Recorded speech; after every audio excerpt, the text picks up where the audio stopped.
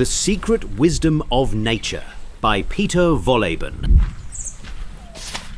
In nature, nothing stands alone. A wolf disappears from a valley and the rivers begin to change. Salmon return to the sea, yet their bodies feed the forests long after they're gone.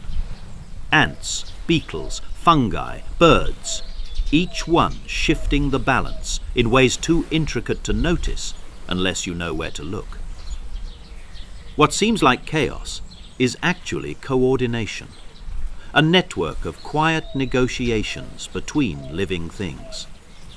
But when humans intervene, cutting too much, hunting too much, lighting the nights too brightly, those negotiations fall out of rhythm. And yet nature endures. Patterns restore themselves.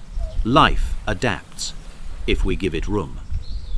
Because the forest, the river, the mountain, all hold a wisdom older than us, woven into every root, wing, and tide. We just have to learn how to listen.